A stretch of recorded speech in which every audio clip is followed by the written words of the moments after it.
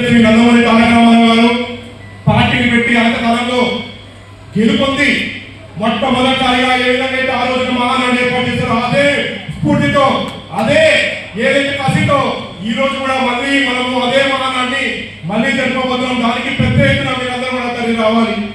ఖచ్చితంగా ఏదైతే మనకి చూపించిన స్ఫూర్తి పెద్ద మన స్వర్గీయ శ్రీ నందమూరి తారక రామారావు గారు ఏదైతే మనకు చూపించిన స్ఫూర్తి ఉందో ఆ స్ఫూర్తితో పాటు ఆయన మన పార్టీని కొన్ని పునాదులతో నిర్మించారు.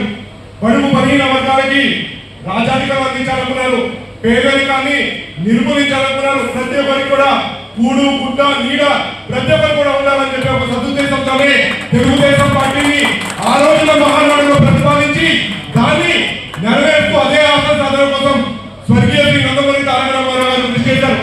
ఆ ఆశ సాధనని ముందుకు తీసుకెళ్తూ ఆ తర్వాత వారసత్వాన్ని పుణిగిపుచ్చుకొని నారా చంద్రబాబు గారు ఆయన ముఖ్యమంత్రి అయ్యారు, తెలుగుదేశం పార్టీ అధ్యక్షుడు అయ్యారు. ఆయన కూడా ఏదైతే సిద్ధాంతంతో మన తెలుగుదేశం పార్టీ ఏర్పడిందో ఆ సిద్ధాంతాలన్నీ కూడా ముందుకు తీసుకెళ్తూ ఆ రోజున పేద కుటుంబాలు, పేద మధ్యతరగతి కుటుంబాల్లో చదువుకున్న పిల్లలకి ఉపాధి అవకాశాలు లేక చదువుకోవడానికి వసతులు లేకపోతే ఎన్నో ఇంజనీరింగ్ మెడికల్ కాలేజీలు పెట్టి వాళ్ళు చదువుకోవడమే కాకుండా ఐటీ విప్లవం తీసుకొచ్చి సామాన్య పేద మధ్యతరగతి కుటుంబాల్లో నుంచి లక్షల కోట్ల రూపాయలు సంపాదించే విధంగా వాళ్ళు ఎదిగడానికి నారా చంద్రబాబు గారు వచ్చారు. ఆయన వేసిన విజన్ మనకు కనిపిస్తుంది. హైదరాబాద్ లో ఇవాళ అయినప్పుడు 2020 అని చెప్పి విజన్ అని ఆ రోజున చెప్తే అందరూ కూడా హేళన చేశారు. ఇవాళ మనం కళ్ళ కట్టినట్టు కనిపిస్తుంది, ఆ ప్రతిరూపం మనకు కనిపిస్తుంది. వారసత్వాన్ని తీసుకొని రేపటి తరం నాయకుడు యువగలంతో ప్రజాదరణ పొందిన నాయకుడు నారా లోకేష్ గారు ఇవాళ నవ్యాంధ్రప్రదేశ్ ఎంతో కష్టంలో ఉంది. గత ప్రభుత్వం ఉన్న ఆర్థిక రిసోర్సెస్ కూడా వాడేశారు.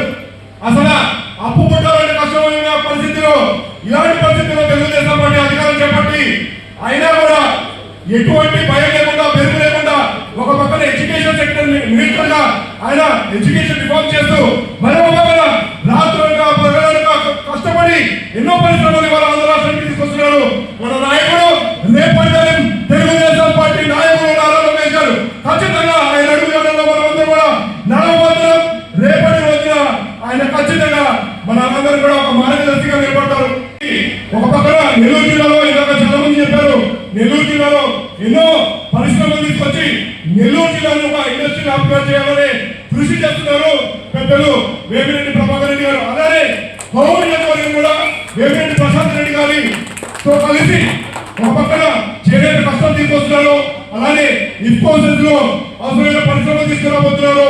అలానే మన పవర్ షుగర్ ఫ్యాక్టరీ కూడా మరిచి ఒక ఇండస్ట్రీ హబ్ గా ఒక ఐటీ హబ్ గా చేయబోతున్నారు మన పెద్దలు. ఖచ్చితంగా నాకైతే ఎటువంటి సందేహం లేదు, రానున్న రోజుల్లో వేమిరెడ్డి ప్రభాకర్ రెడ్డి గారు, వేమిరెడ్డి ప్రశాంత్ రెడ్డి గారు కోవూరు నియోజకవర్గాన్ని అభివృద్ధి బాటలో నడిపించడంలో ఎటువంటి సందేహం లేదు. ఖచ్చితంగా వాళ్ళ అడుగుజాడల్లో ఖచ్చితంగా మరిన్ని కంపెనీలు, మరిన్ని పెట్టుబడులు కోవూరు నియోజకవర్గానికి, నెల్లూరు జిల్లాకి ఖచ్చితంగా వస్తాయని చెప్పి నేనైతే నమ్ముతున్నాను.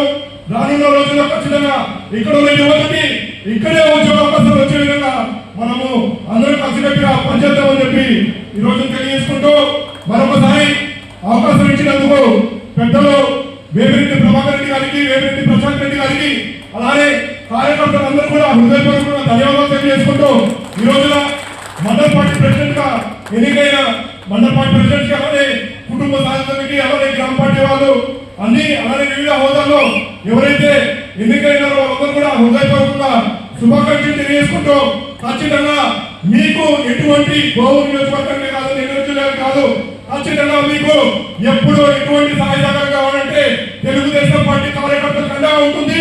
వేమిరెడ్డి ప్రభాకర్ రెడ్డి గారు అండగా ఉంటారు.